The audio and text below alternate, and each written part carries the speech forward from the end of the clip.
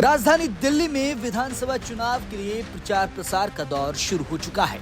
अलग अलग वर्ग, जाति और धर्म के मतदाताओं को साधने के लिए कई रैलियां और दावे किए जा रहे हैं। दिल्ली का मुस्लिम वोटर कभी कांग्रेस के पास था, लेकिन वो अब आम आदमी पार्टी की तरफ शिफ्ट हो चुका है। लेकिन इस बार दिल्ली में कांग्रेस अपना पूरा दम दिखाने को तैयार है।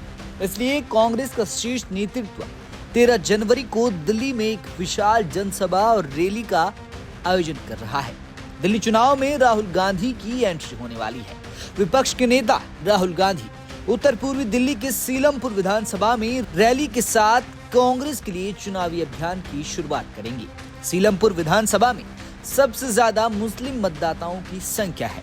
कांग्रेस अपनी खोई हुई सियासी जमीन पाने के लिए खूब हाथ पैर मार रही है और सोची समझी रणनीति के तहत ही राहुल गांधी की पहली रैली सीलमपुर विधानसभा में आयोजित की गई है। इस रैली में भारी भीड़ के आने का अनुमान है। इस सीट पर मुस्लिम वोटर ही जीत हार का फैसला करते हैं। अगर कांग्रेस अपने छिटके हुए वोटर्स पाना चाहती है तो ये उनके पास सुनहरा मौका है। आइए जानते हैं कि मुस्लिम वोटर कैसे कांग्रेस को दिल्ली में खड़ा कर सकते हैं। दिल्ली में 8 से 10 सीटें ऐसी हैं जहां एम फैक्टर काम करता है, यानी मुस्लिम वोटर्स पूरा चुनाव अपने कंट्रोल में रखते हैं। उसमें ओखला, मुस्तफाबाद, बाबरपुर, सीलमपुर, सीमापुरी, बल्लीमारान और मटिया महल शामिल है। अब मुस्लिम वोटर्स दिल्ली में कांग्रेस को वापस कैसे खड़ा कर सकते हैं, उसके लिए थोड़ा इतिहास खंगालना पड़ेगा।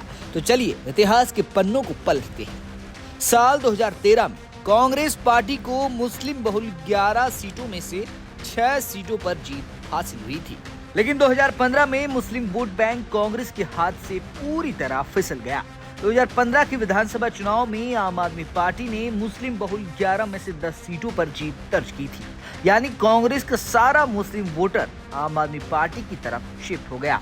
कांग्रेस पार्टी के वोट शेयर में 2013 की तुलना में 2015 में 18% की गिरावट हुई। कुछ ऐसा ही हाल 2020 के चुनाव में भी हुआ। 2020 के विधानसभा चुनाव में मुस्लिम वोटर्स पूरी तरह से आम आदमी पार्टी के खाते में चले गए। इस चुनाव में सभी 11 सीटों पर कांग्रेस पार्टी के उम्मीदवार तीसरे नंबर पर थे। चांदनी चौक, मटिया महल, बल्लीमारान, ओखला, सीमापुरी, सीलमपुर, बाबरपुर सीट आम आदमी पार्टी 20% के मार्जिन से जीती और ये सीटें किसी दौर में कांग्रेस की ताकत हुआ करती थी।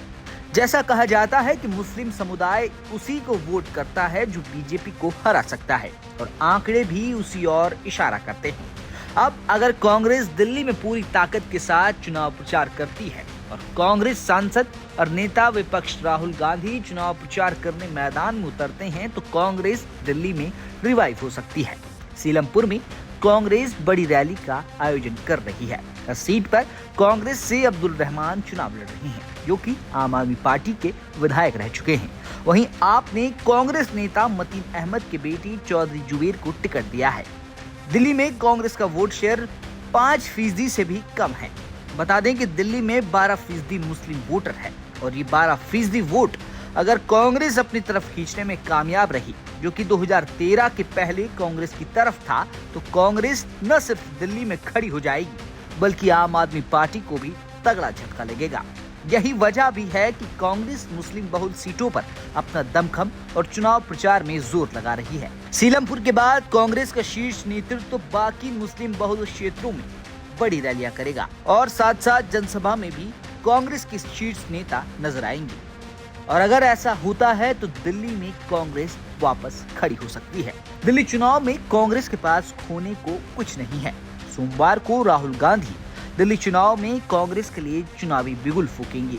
उनके बाद कांग्रेस के राष्ट्रीय अध्यक्ष मल्लिकार्जुन खड़गे और प्रियंका गांधी भी चुनाव प्रचार करती नजर आएंगी। बता दें कि दिल्ली में विधानसभा की 70 सीटें हैं, जिसमें से 58 सामान्य और 12 सीटें अनुसूचित जाति के लिए आरक्षित है। दिल्ली में 5 फरवरी को चुनाव है, जिनकी मतगणना 8 फरवरी को होनी है। देखना यह है कि इस बार दिल्ली में कांग्रेस क्या कमाल कर पाती है।